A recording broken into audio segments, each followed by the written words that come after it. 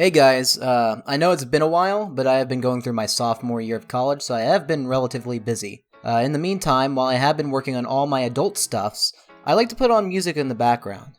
For most people who know me both online and in real life, it is very easy to see what band has been my favorite for the last 6 years. Tally Hall. Their music is a zany and wacky experience that still somehow delivers philosophical messages and concepts. It's no surprise that their sister bands would also deliver interesting pieces of art. The one in particular that I am referring to is Miracle Musical's special one-off song, Variations on a Cloud. Ironically, before the rise of Tally Hall memes both on YouTube and TikTok, this was one of Tally Hall's, or more accurately their sister band's, first major breakthroughs to the mainstream. Unfortunately, it was mainly due to a negative perception about the video. Why was this video received so poorly, and what exactly is it trying to represent? Today, I am offering you a new series, which may end up like many others with just a singular episode. In this, I'll be analyzing several different art pieces, whether they be music, paintings, or games, and describing my interpretations of the themes, as well as tying it into an educational topic, which can provide context and history for many of the concepts. Note that I am not a professional literary critic or analyst. I would likely argue the opposite, as my forte is more in electronics, but I still think this is a fun exercise to think about the deeper meanings of art from several different perspectives. This video will be discussing the tragedy of 9/11 and its exact effects on the American collective consciousness, so do be aware that this will be discussing dark subject matter, but we will not be afraid to talk lightly of it due to the fact that the song is rather upbeat in nature. So with that out of the way, let's begin. Before I begin dissecting the lyrics directly, I need to discuss the importance of theming in Tally Hall related media. Although the song and its respective album is separate from Tally Hall, many similar themes crop up between the two. One of the biggest themes from Tally Hall's Good and Evil is dichotomy, whether that be the enforcement that it exists, or the challenge that there is more nuance to reality than just a binary system. The name of the song, Variations on a Cloud, basically means different interpretations of 9/11. Each variation is a differing opinion about the cloud or the smoke billowing from the towers. This song is a perfect reflection of the theme of dichotomy, as it includes two different voices within the song that have different interpretations or variations. I will try my best throughout the video to distinguish between the two by calling them Person A and Person B, and also color-coding their lines on screen. Red will represent A, blue will represent B, and purple will represent both of them talking. With that out of the way, we can dive directly into the lyrics. I will be playing the audio and video as well, but note that the video may be distorted. This is due to YouTube's decision to remove the original video due to its graphic nature. I will be trying to circumvent this a bit.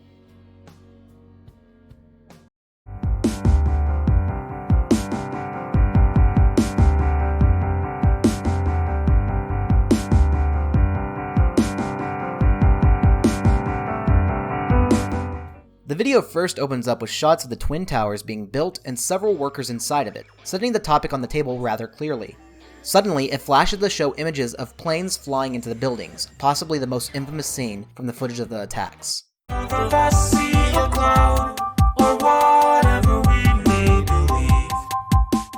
The first thing the song actually sings is two puppets discussing that they see something. Supposedly, one believes that they are seeing a cloud while the other sees something else entirely. This is likely not referring to a real cloud, but rather the smoke billowing from a building, but a bit more of this will be discussed later.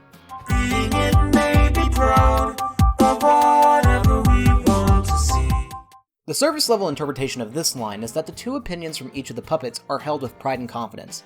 However, since the central setting is 9/11, being it may be proud may be a reference to the rising nationalism during this period. Again, this is something that we will discuss later when the bridges appear.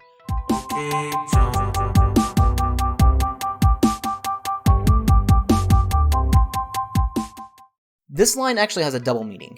In the background, we are given pictures of the Jumpers, who were a group of people that decided to take their own lives by jumping off the building, rather than slowly waiting for their demise. Okay, jump could be a line referring to the horrible fact that many of those jumpers had to face and tell themselves in order to finally end the suffering they were subjected to. However, following the theme of contradicting opinions, jumping can also symbolize faith and confidence, such as a leap of faith, which paints the picture of these two people holding ideas that they will simply not back down from. Another small fact about this is during the Sonic Lunch Fest, we see Joe Hawley, one of the members of Tally Hall and Miracle Musical, bridge this line into the song Jump by Van Halen.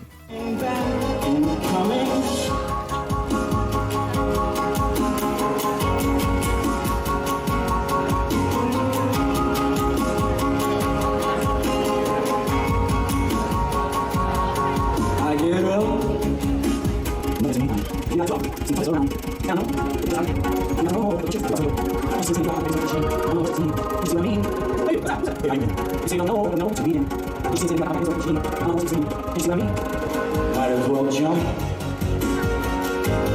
Go ahead and jump. Might as well jump.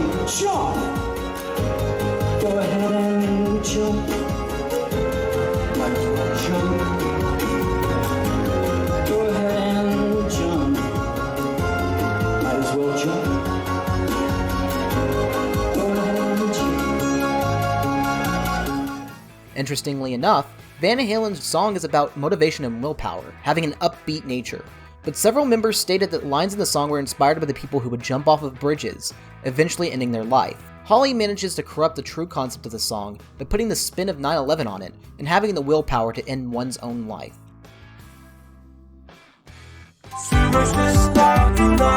This is when I'll start breaking the lines into their individual pieces. We will start with person B, who says, "Cumulus dark you vow." Cumulus clouds are dense and puffy. They usually form right before a storm hits. The vow sets an ominous tone for the rest of the sentence. This suggests that the dark cloud is an omen. This could be about the terrorist attacks. But remember that this video's background suggests that it takes place during the attacks. This cloud is a smoke billowing from the towers.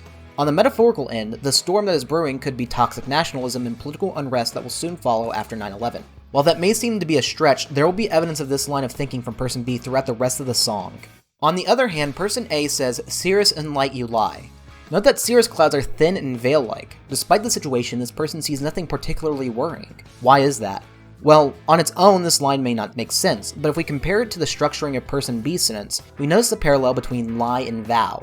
The original meaning of lie could be taken as residing in the sky, just sitting there. But if we are to juxtapose it against vow, then we can assume that it means lying or telling an untruth. This may suggest that person A's view is untruthful to the situation at hand and that they are lying to themselves. Or a conspiracy, but more on that again later. The attention to gray rather than whites and lighter colors again paints a picture of the density of smoke varying across the sky. Also note that this is one of the few lines where they agree. Gray in metaphors is the concept that contradicts dichotomy. Floating outside the sun, show us everything every day. This could be a representation of how people look for patterns and meanings in everyday phenomena, also known as apophenia. Observer A believes that the clouds, or the smoke, can show meaning to everything every day, while the other believes it's not meaningful to anything in any way. While this could be a commentary on faith, religion, and nihilism, if we combine this with the previous themes of nationalism and the war on terrorism, this could be a representation of people's reactions to the attack. Over the past several years, many have been divided on how to handle 9/11, since it has been immortalized into Patriot Day, which seeks to pay respects to the victims of the attacks. While many believe it is a nice way to pay remembrance to those who had lost their lives in the tragedy, many others also believe that it is unhealthy for the general cohesion of the country and that we should move on from the current event. There's no current about it, it's 9/11.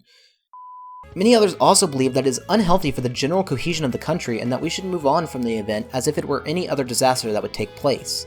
Person A states that this event shows them everything every day, which suggests that they hold this event in their mind. The other finds the event to be insignificant on the grander scale. Okay, jump to end it all. Let this one be the break the fall. Again, this refers to the jumpers and they hope that the one that they are currently seeing is the last one to have to jump from the building. Note that this is significantly darker by adding "to end it all." The song finally realizes its dark nature rather than keeping up the cheerful facade that we have seen earlier. As you have probably guessed by now, this was the reason that the video had gained a lot of controversy and was eventually removed. Several people believe that this artistic rendition and memorial to 9/11 was insensitive and mocking the incident. While it is a matter of personal opinion, I am under the belief that this video does well at what it's trying to accomplish. The whole theme is dichotomy, so it shows the perspectives of all of America and how the events can be interpreted. The usage of puppets was merely a creative liberty, likely not used intentionally for the purpose of mocking the incident. Before the chorus can appear on screen, we get a flash of an image that reads, "The Scientific Method," and next to it we have the phrases, "Let's apply it," "Fire-induced collapse hypothesis," and "controlled demolition hypothesis." The latter of these two are both conspiracy theories that suggest that the attacks were caused by the American government, or at least by a separate group of people.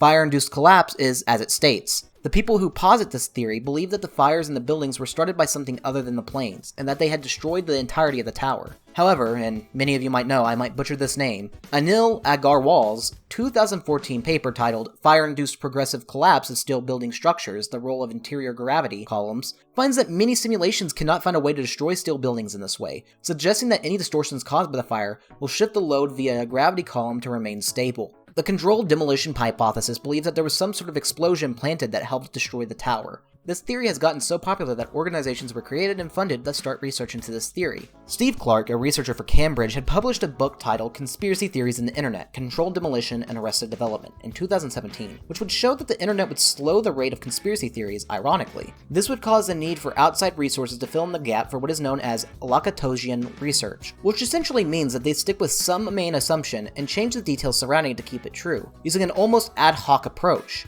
This could be the direct correlation between this and the scientific method shown at the side. Note that the try again section points back to the build a hypothesis stage, which clearly conflicts with the Lakatosian research ideals present in these theories due to their staunch belief in the underlying conspiracy.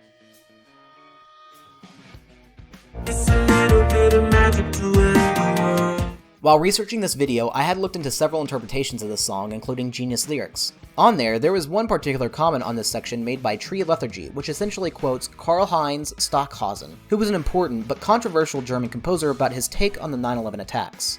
The fact that spirits achieve with one act something which we in music could never dream of, that people practice 10 years madly, fanatically, for a concert, and then die. And that is the greatest work of art that exists for the whole cosmos. Just imagine what happened there. There are people who are so concentrated on this single performance, and then 5,000 people are driven to resurrection. In one moment, I couldn't do that. Compared to that, we are nothing as composers. Of course, much of the media took issue with the statement despite the fact that in the same interview, he claimed that it was horrific as the people who witnessed the art did not consent and were killed by it. But I believe his main idea stays intact. If art is just a representation of a message or philosophy in some form, would this terrorist attack not be a highly politicized form of art even though it brought death and suffering? It was an event so tragic that it left an impression on the American psyche, which we will further dissect later. Regardless, this quote seems to match not only this line, but also, ironically, the controversy that surrounds itself. Anything is art, and art is magical, regardless of its intended purpose. The attacks had the magic that was needed to change the trajectory of American society and culture forever. Note that this is also stated by Person A, who we have characterized as putting a lot of importance in the meeting of the clouds and thus the events of 9/11. But I thought you knew me truly.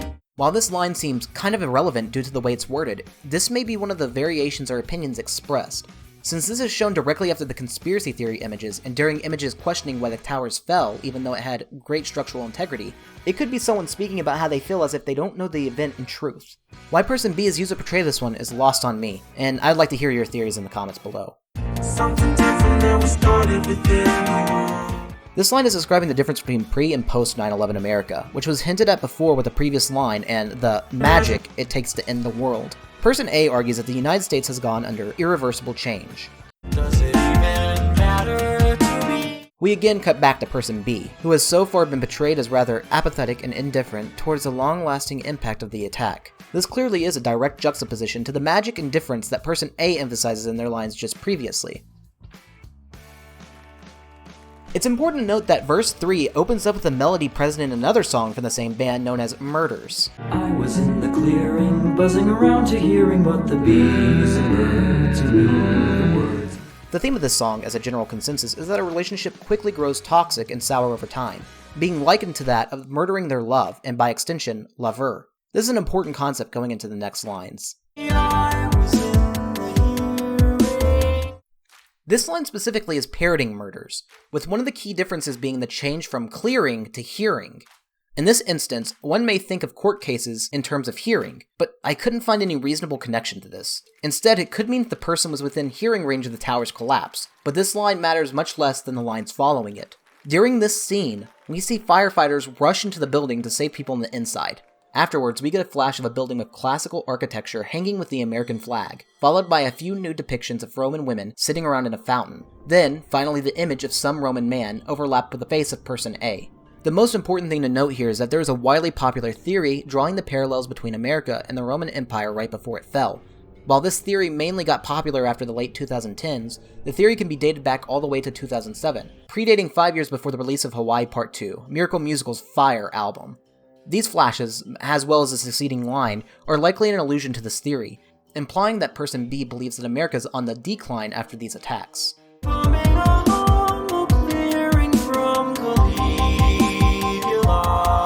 Caligula was a notorious Roman emperor and, interestingly enough, the first in Rome to be assassinated. Not only does he represent a powerful political figure, he represents one despised by the general populace due to murder and adultery. He was also seen as a rather bizarre man who would waste a lot of government spending on frivolous things, like most politicians. He had a habit of torturing people below him, whether they were government officials or just citizens, and he genuinely believed himself to be godlike, which was ironically disproven by his early demise. This could be drawing a parallel to the concept of the American essence at the time. America was considered in its prime and at the top of the world, exploiting other countries for oil and resources.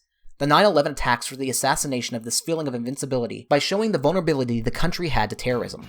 Bumming a humble clearing would mean that the speaker is looking at the nation just as proudly as Caligula looked at his ruling over Rome. Note that this also plays alongside a flash of a Roman emperor, seemingly a recreation of Caligula. Shangri-La is a fictional location from the book Lost Horizon by James Hilton, which describes an almost magical utopia filled with living immortals. This perfectly reflects Caligula's god complex as well as the feelings of most Americans pre-9/11 on nationalism. The feeling that one's country is invincible after economic and political success was only natural, which once again ties back to the Roman Empire, who had raged the world by storm only to be swiftly brought down. This also relates to the theme of murders, as it should be noted that person B, who feels apathetic about this event, delivers this entire verse. They were safe and comfortable within their country until reality set in after the attack, ruining their relationship and image of an immortal America. It could also be a representation of many people's thoughts and feelings towards the American dream, believing as if it was the dawn of a philosophical utopia. During this, we see flashes of a statue of Caligula, a close-up of two women making out within the spa, and Caligula in bed with Nicolas Cage? I'm not sure. It's a little bit of magic to end the world, but I thought you knew me truly. Something different than we started within the world. Does it even matter to me? We get a repeat of the chorus, further emphasizing the divide between their opinions as footage plays, showing the attacks and the towers on fire. The post-chorus actually uses another melody from a Miracle musical song known as Isle Unto Thyself. The theming of this song is a bit more difficult to place considering it goes over several different concepts and uses some rather archaic language, but it mainly tackles the issue of life being unpredictable and that our mortality makes us imperfect, which is further cemented by the title, which is likely a reference to John Donne's No Man is an Island, which emphasizes the fact that man has to work in a society and cannot be isolated, although this is refuted in this song. Regardless, the most important parts of this song are what is directly parodied, which are the bridges. The bridges contain two interesting paragraphs of information that I'll briefly discuss. The first bridge has the following lines. I was a victim of magic, of power, clutching my breath as I bled on the ground.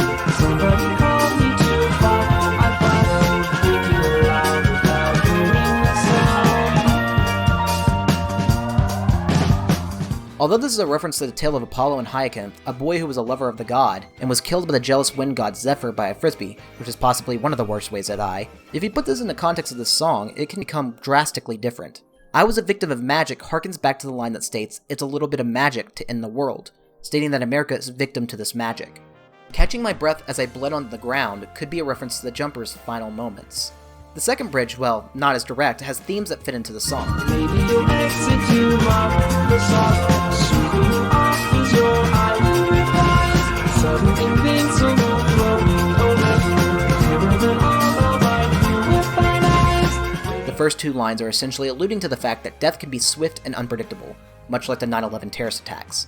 The second half mentions this river, describing it with archaic, almost religious language, which will be important to the first two lines of this bridge. Miracle worker, I saw you begin it, walking the waters so soft on the rain. The Miracle Worker, although being a clever reference to the band's name, who walks water, is usually interpreted as Jesus. However, the music video actually confirms this to be Philippe Petit, who is an artist most famous for his tight-roping across the World Trade Center. Person A, who sees the events of 9/11 to be prophetic and all-powerful, compares the artistic performance of Petit, who walks on clouds and rain, to that of Jesus, who could walk on water. Interestingly enough, Petit did this stunt only months after the World Trade Center was built. This entire artistic piece was done without a net, which leads into the next line. This is a spin on The Sky's the Limit. with the ground obviously being the limit without a net to catch Petite falling. However, this doubles as a reference to the jumpers as well, which is why the pessimistic person B jumps in to complete this line. Ladies and gentlemen, please. We finally have reached the point in the song where it seems to shift focus from views before and during the attacks to the aftermath of 9/11 and its consequences on America's culture. Ladies and gentlemen is a phrase that is put on before shows, almost like they are trying to make content or a show of sorts out of the attack. However, this is not too far from reality considering it was one of the most heavily broadcasted things on news television within history. This phrase likely references both that fact and the idea that the event of 9/11 is held up to a higher pedestal than it might need to be, previously established by Person B's apathy. And this refrain actually references a lot of the Hawaii Part 2 album, and this melody can be heard in the extended version of Labyrinth, but it is most prevalent in Dream Suite in C major. The pitch most accurately matches the 5th verse in the song, which is the last verse in the song, and, due to it being the last song in the album, also being the last words of the band.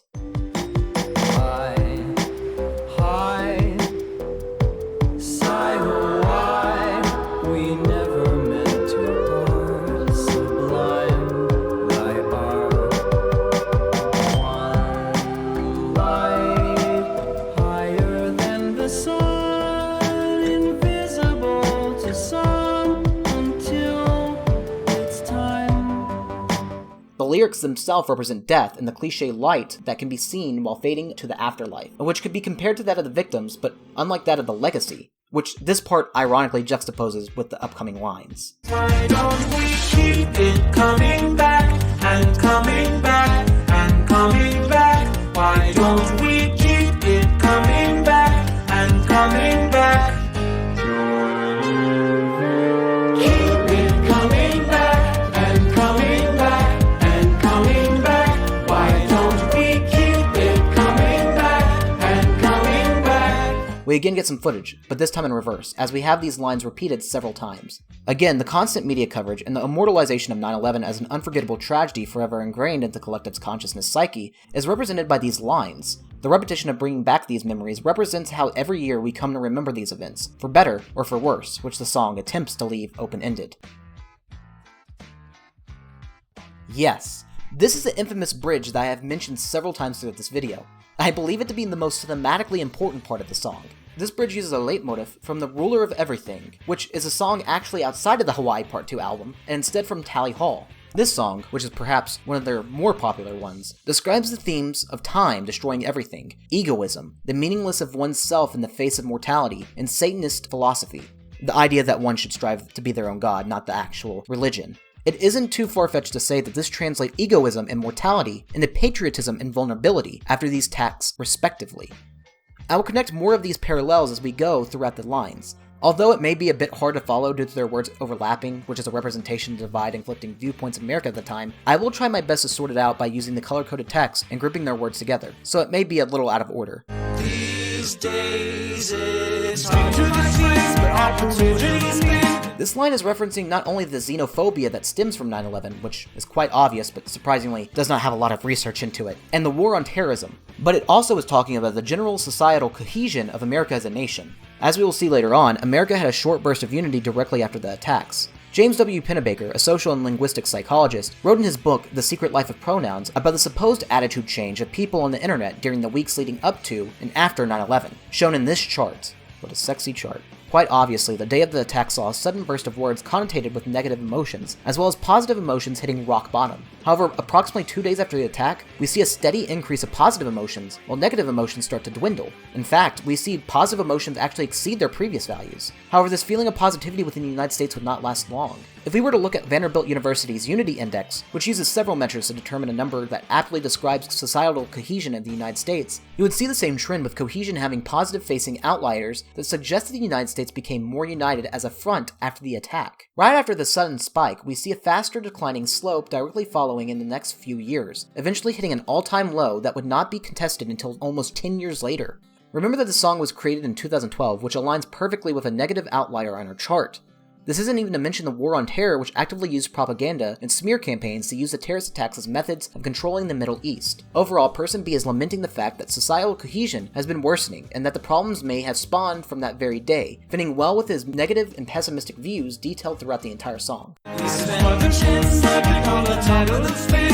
Going back to the issue of societal cohesion, we see person B mention that they spin the opportunity of not having friends to stay on the fence politically, so they do not have to side with one or the other in a politically divided United States. Data from Pew Research Center shows this divide significantly increasing in 2014, only a couple years after this album came out. The warning signs were already present for a politically charged America. These days it's hard to seize, but opportunities mean. As many may know, the word meme actually originates as a sociological concept coined by Richard Dawkins in his book The Selfish Gene that describes an idea that spreads throughout a culture and persists by being transmitted from person to person, similar to the process of a gene. The scene in question is 9/11 as an event, which is being described as a meme due to its long-lasting impact and the amount of reverence that many hold towards it, such as person A, ultimately transforming the attack into a sort of zeitgeist for the newest century of America. If 9/11 is both the scene and meme, the mother could be one of two things. The most glaring one would be the Twin Towers themselves. Metal sounds phonetically close to metal, which would perfectly describe the state of the collapsing towers. That of metal and steam billowing from the top, while it smothered the people on the inside. However, this extended metaphor can be taken as a reference to Mother America herself. A smother mother is a mother who oversees their child to an uncomfortable degree, perhaps even controlling individual aspects of their own children's lives, aka meddling in their lives. Steam is usually connected to the concept of getting angry. We have a country who is angry from this attack, meddling in outside affairs in other countries due to this attack. The war on terrorism. Furthermore, if we take mother literally, then we as citizens are the children. The Patriot Act, which would help monitor citizens as a method to control them and actively stop terrorism, would be a direct consequence of this attack. Many may argue that the violation of privacy is akin to that of an overbearing mother. Can't believe what we see, won't be burned to the ground, though we make ourselves castles every time we're around. Note that throughout the entire discourse of this bridge section, we see the two rambling vastly different sentences and feelings, which make it hard to follow. But they eventually merge into this one line that they both agree on. But why? The first piece, can't believe what we've seen won't be burned to the ground, is quite literal. Both of the people are stating that after the attack, America's vulnerability has been revealed. They can't go without seeing buildings that are not impervious to terrorism. However, they both bring up the counterpoint that even though they know it's a fruitless effort, they will consistently make progress, buildings, and culture, though we make ourselves castles every time we're around. This is an obvious reference to sandcastles. You make a sandcastle, which is a representation of your art and yourself, but eventually the tide will come and wash it away. No one actively builds sandcastles expecting them to last forever. Coincidentally, this is the theme of Ruler of Everything. This is best summarized by a different section in Ruler of Everything. No, you know, must be never really comprehended. You can't believe you pretend to understand. You resemble a fool. Give it up and slide.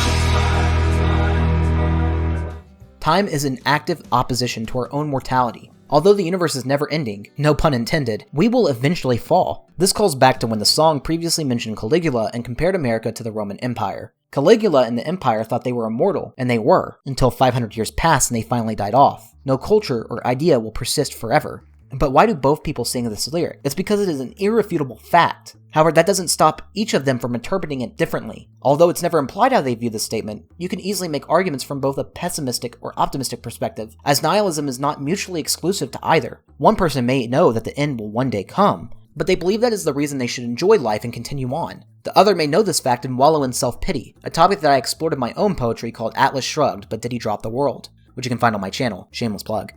Whatever. Awesome.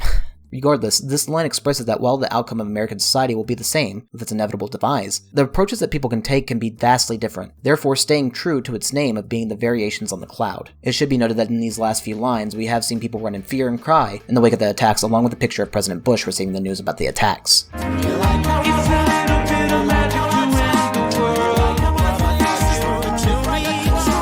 This part heavily mirrors the Ruler of Everything inspiration, specifically based on the lines, You like how I walk? Do you like how I talk? Do you like how my face disintegrates into chalk? While the first line is identical, the second line changes the face disintegrating into chalk to face learning to tick like a clock. The first line stays the same to capture the theme of the original, the grandiose view humanity has of itself. We believe ourselves to be the most powerful thing in the world, and this is reflected by our constant attempts at getting God, originally who this person was talking to in the Ruler of Everything, to flatter us. However, what is interesting is that the second line of the song isn't completed by man, but rather God, denoted by a different orange on screen. Disintegrating like chalk can represent Roman and Greek statues that are worn away with time, or just a parallel to decaying bones in general. However, the only line spoken by the god from the original song has been removed and replaced with a new section that also complements man. Ticking like a clock could mean that the man has become in tune with time, further emphasized by all the clock-related imagery shown in the background. They have translated God, who is compared to time in the original song, and therefore also time, because this magical event will be remembered for centuries to come. This almost satanic, not religiously but philosophically in the sense that you are becoming your own god, approach to humanity is later transformed into a message that the song was attempting to convey before, within the next lines. This line directly parallels Ruler of Everything, with the original lines being, I'm a wonderful wife, I have a powerful job. Two of the changes of the words wife into life and job into Bob. The wife to life line is an attempt to increase the scope of the theming, but I'll elaborate on this further in the next line. Out of all of the lines in the song, this one gave me the most trouble. Stepping away from our symbolism for 9/11, many people believe this is actually a meta-commentary on the band. This is one of Joe Hawley's, the guy who is currently speaking and playing the role of Person B, last performances with Rob Cantor, the infamous artist who brought you Shia LaBeouf live and is also playing the role of Person A. It was common for many of the band members of Tally Hall to call Rob, Bobby, or Bob. As such, this line can be interpreted as a send-off from Joe Hawley, expressing his gratitude working with Joe on the final project. However, I have a hard time accepting this because it completely breaks the theming already established and also makes the next line look completely out of place. I racked my brain in the internet for any idea I could think of, and eventually came down to two possibilities. Let's begin with the obvious. I Have a Wonderful Life is just continuing the theme of man being self-indulgent. However, I believe this is a bit more transformative compared to the original message Ruler of Everything had. I believe in this context, this line is supposed to come off as patriotic. Once again, patriotism will be on the rise directly following the attacks, further strengthening the concept of the American dream. Another thing is a specific term, Wonderful Life, which could be a direct reference to the 1946 film It's a Wonderful Life, about a good Samaritan who attempts to end his own life by jumping, only to have him be shown a reality without his good deeds. Disregarding how it could be a reference to the jumpers, it also may speak on how the person speaking believes America to do good deeds and to be needed in the world, almost as if the country and by proxy themselves are irreplaceable. However, a large problem with this interpretation is the one delivering this line is Person B, not Person A. Person B, who has so far doubted the idea of the United States being able to recover and denying the impact of 9/11, has now become an avid speaker for the American dream. Furthermore, if we take the line Powerful Bob, what are we supposed to extrapolate from this? We see quick flashes of a statue of a Roman emperor again, along with the faces of some male teen, possibly a victim of 9/11, but I couldn't find any information surrounding the picture, and it doesn't seem to be that of Rob Cantor or Joe Hawley. In the case of the Roman emperor, it could be that Bob's a stand-in for a powerful political figure, considering Bob is a very American-sounding name, one that would stand for patriotism. But again, it is weird to see Person B acknowledging this. Another interpretation of the Powerful Bob could be Bob Beckwith, firefighter who gained national spotlight after finding a fire engine that was buried in the rubble, and pulling it out so George Bush could make a speech. He was originally ordered by the Secret Service to get off, but Bush wanted him up there with him, leading to him being plastered on nearly every newspaper. On the actual day of 9/11, he had been absent and attending to his grandson who had been hit by the car on the same day. After learning the news, he had rushed over to the scene despite already being retired for 7 years, and managed to lie and sneak his way in to help. He became a national hero who represented American persistence in the face of adversity, which again seems to contradict Person B's character, which I have no real explanation for.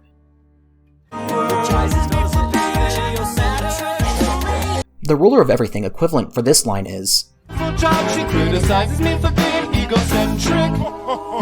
There are four major differences in the variation on a cloud version. In Ruler of Everything, the subject of the sentence is a she, referring to the wonderful wife that was mentioned in the previous line. However, in this version, the subject is carried over from the previous line as Powerful Bob. In Ruler of Everything, the subject of the sentence condemns our character for behaving in a certain way, going as far as to criticize the protagonist. Bob instead eulogizes or voices support and gratitude to the speaker. While both songs use centric words, Ruler of Everything focuses on egocentrism, which is the tendency to put oneself forward as the most important thing, while Variations on the Cloud focuses on geocentrism, which is the theory that everything in the solar system and even the galaxy revolves around the Earth. But why is this word chosen specifically?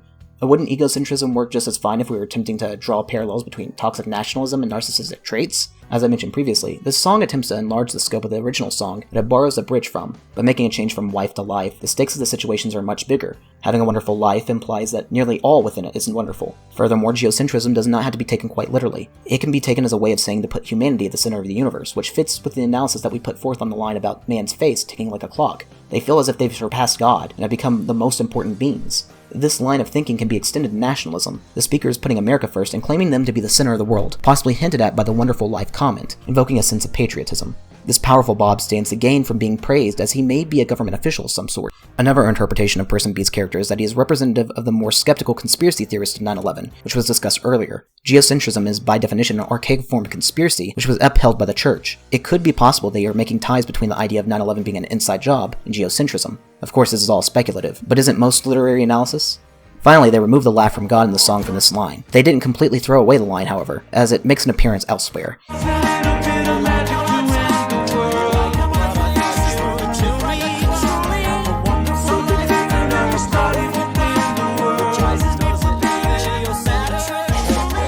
We then receive a reprisal of her chorus with one added detail. Person B's comment, "Does it even matter to me?" is followed by a laugh. More specifically is Ganon's laugh from The Legend of Zelda 2, which is the same laugh used in Ruler of Everything, and another song by Miracle Musical known as the Mine Electric, possibly my favorite Tally Hall related song.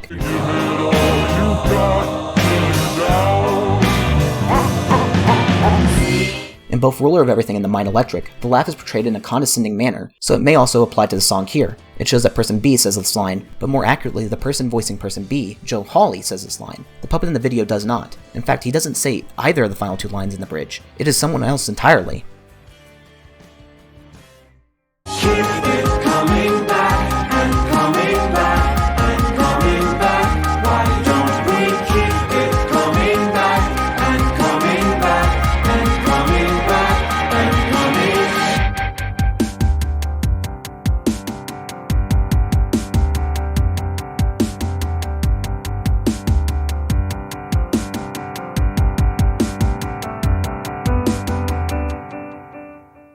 We once again repeat the refrain ad nauseum, eventually getting it cut off early, meaning that the fate is essentially unknown. Another thing to note is that the outro blends seemingly into the intro, which represents history repeating itself, such as America mirroring Rome or cultures always being destroyed. Most importantly, however, we end near a still frame of a portrait of a man, one I could actually identify as a Daniel Libeskind, a leading architect who was selected as the master planner for the 2003 project to rebuild the World Trade Center. He is quite literally keeping it coming back, building the castle until the next tide. This is further cemented by pictures and videos of reconstruction of buildings. And that's it. That's the entire song. Overall, I think of a lot of the controversy that video received, while understandable from no context, is really unwarranted when the underlying themes is revealed. It handles the nuance and themes so well, and manages to describe the rough patch America went through after the fragile state it was left in, trudging through strife to reform unity. While this isn't my favorite Tally Hall song, it still holds a special place in my heart for how much meaning it is able to display purely from its words and puppetry. I hope to do more videos analyzing pieces of art like this soon, and I hope you guys enjoyed it. Remember that I'm not a professional literary critic, so it's not like my word is fact. I'd love to see any interpretations about this song, or even just your thoughts in general in the comments below. I'll see you in whatever randomly generated topic my brain thinks of for the next video.